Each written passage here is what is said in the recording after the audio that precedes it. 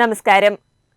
ഇന്ന് കേരളത്തിന്റെ പ്രതിപക്ഷ നേതാവ് ആരാണെന്ന് ചോദിച്ചാൽ അതിന് ഒറ്റ ഉത്തരമേയുള്ളൂ.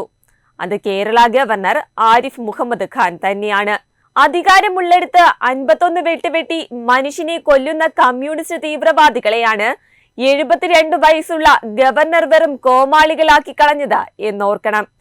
കേരളത്തിലെ ക്യാമ്പസുകളിൽ കയറിയാലങ്ങ് ചെത്തിക്കളയുമെന്നൊക്കെ കമ്മ്യൂണിസ്റ്റ് തീവ്രവാദികൾ ഭീഷണി മുഴക്കിയപ്പോൾ ആരിഫ് മുഹമ്മദ് ഖാൻ പേടിച്ചോടുമെന്നാണ് അന്തംകമ്മി കോമാളികൾ കരുതിയത്.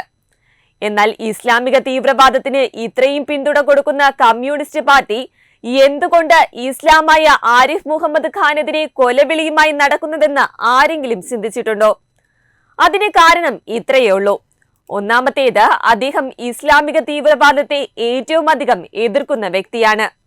രാജീവ് ഗാന്ധി സർക്കാർ നടത്തിയ മുസ്ലിം പ്രീണനം മുസ്ലിങ്ങളുടെ ജീവിതത്തെ പിന്നോട്ടടിക്കുമെന്ന് തുറന്നു പറഞ്ഞ് രാജീവ് ഗാന്ധി മന്ത്രിസഭയിൽ നിന്നും കേന്ദ്രമന്ത്രി സ്ഥാനം ഒഴിഞ്ഞ ആളാണ് ആരിഫ് മുഹമ്മദ് ഖാൻ. അദ്ദേഹം ഇസ്ലാമിക തീവ്രവാദത്തെ ഒരിക്കലും പിന്തുണയ്ക്കില്ല എന്ന് മാത്രമല്ല, അതിശക്തമായി അതിനെ എതിർക്കുകയും ചെയ്യും. രണ്ടാമതായി, കേരളത്തിലെ വ്യവസായങ്ങളെ തകർത്തതുപോലെ വിദ്യാഭ്യാസ മേഖലയും കമ്മ്യൂണിസ്റ്റ് ഭീകരത കാരണം തകർന്നിരിക്കുകയാണ്. അന്തംകമ്മി നേതാക്കളുടെ യോഗ്യതയില്ലാത്ത ഭാര്യമാരെയെല്ലാം പിൻവാതിലിലൂടെ കോളേജുകളിൽ അധ്യാപകരായി തിരുകി കയറ്റാനുള്ള ശ്രമങ്ങൾ ഗവർണർ തടഞ്ഞിരുന്നു. യോഗ്യതയുള്ള ആയിരക്കണക്കിന് യുവജനങ്ങൾ ഉള്ളപ്പോൾ യോഗ്യതാ പരീക്ഷയ്ക്ക് മൊട്ടയും ഇന്റർവ്യൂവിന് 100-ൽ 100 മാർക്കും വാങ്ങി അന്തംകമ്മി നേതാക്കളുടെ ഭാര്യമാർ കോളേജുകളിൽ അധ്യാപകരായി ജോലിക്ക് കയറുന്നു. ഇവറ്റകൾ വിദ്യാർത്ഥികളെ പഠിപ്പിച്ചാൽ എന്താകും സംഭവിക്കുക എന്നത് പറയേണ്ട കാര്യമില്ല. അന്തംകമ്മി നേതാക്കൾ PSC പരീക്ഷ മുതൽ PhD വരെയെല്ലാം കോപ്പിയടിച്ചും ആൾമാറാട്ടം നടത്തിയും പരീക്ഷ എഴുതാതെ പോലും വിജയിക്കുന്നു. കൂടാതെ വ്യാജരേഖ ചമച്ച് അധ്യാപകരായി ജോലി ചെയ്യുകയും ചെയ്യുന്നു. മന്ത്രിമാരുടെ പേഴ്സണൽ സ്റ്റാഫിൽ 2 കൊല്ലം പ്രവർത്തിച്ചാൽ ആജീവനാന്തകാലം പെൻഷൻ.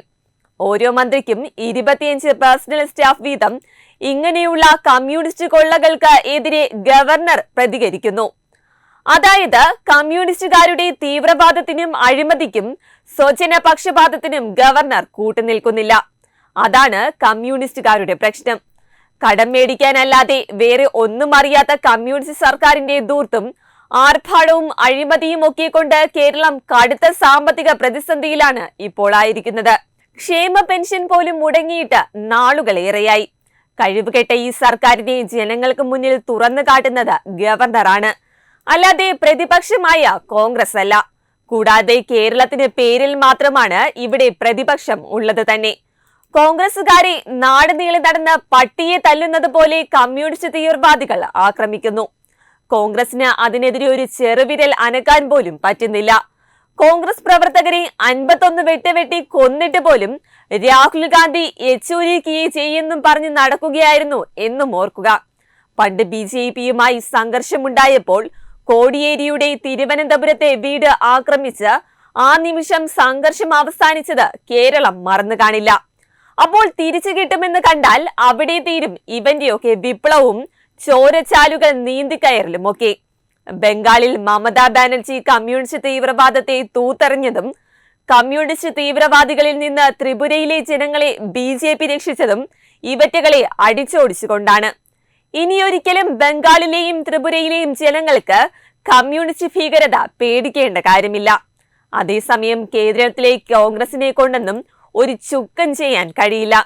ഇനി അധികാരത്തിൽ വന്നാലും കമ്മ്യൂണിസ്റ്റ് ഭീകരതയെ അടിച്ചമർത്താനുള്ള കഴിവൊന്നും കോൺഗ്രസിന് ഇല്ല എന്ന് തന്നെ പറയാം. കോൺഗ്രസ് അധികാരത്തിൽ വന്നാലും കോൺഗ്രസുകാരെ തെരുവിലിട്ട് ഇപ്പോൾ ചവിട്ടിക്കൂട്ടുന്നത് പോലെ കമ്മ്യൂണിസ്റ്റുകാർ ചവിട്ടിക്കൂട്ടും. അവിടെയാണ് ആരിഫ് മുഹമ്മദ് ഖാനെ പോലെ നട്ടലുള്ള ആളുകളുടെ പ്രസക്തി. വലിയ ഡയലോഗ് തള്ളിമറിച്ച അന്തംകമ്മികളുടെ വിപ്ലവ വീര്യം ഗവർണറെ കണ്ടപ്പോൾ ചോർന്നു പോയോ? ഗവർണർ കാറിൽ നിന്നിറങ്ങിയപ്പോൾ എല്ലാം ഓടി ഒളിച്ചു.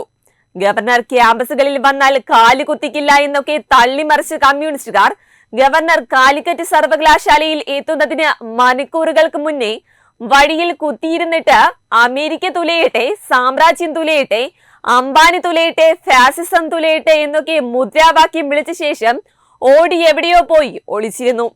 ഗവർണർ ക്യാമ്പസിൽ കയറിയെന്ന് ഉറപ്പാക്കിയ ശേഷം ഒളിവിൽ നിന്ന് പുറത്തു വന്ന് ക്യാമ്പസിന് പുറത്ത് കുത്തിയിരുന്ന് മുദ്രാവാക്യം വിളിക്കുകയും ചെയ്തു. അതുകൊണ്ട് തന്നെ ഇത്രയേ ഉള്ളൂ നിന്റെയൊക്കെ വിപ്ലവ വീര്യവും ചോരച്ചാലും. മമതാ ബാനർജിയെ പോലെ, ത്രിപുരയിലെ BJP നേതാക്കളെ പോലെ, ആരിഫ് മുഹമ്മദ് ഖാനെ പോലെ നട്ടെല്ലുള്ളവർ നെഞ്ചുമിരിച്ചു നിന്നാൽ അന്ന് തീരും കമ്മ്യൂണിസ്റ്റ് ഭീകരത. കേരളത്തിൽ ആരിഫ് മുഹമ്മദ് ഖാനെ പോലെ അല്ലെങ്കിൽ മമതയെ പോലെ ഒരു നേതാവ് കോൺഗ്രസിലോ BJPയിലോ ഉണ്ടാകുന്ന കാലം വരെയുള്ളൂ ഈ കമ്മ്യൂണിസ്റ്റ് ഭീകരവാദം. അതുവരെ കേരളം ഇപ്പോൾ അനുഭവിച്ചേ മതിയാകൂ.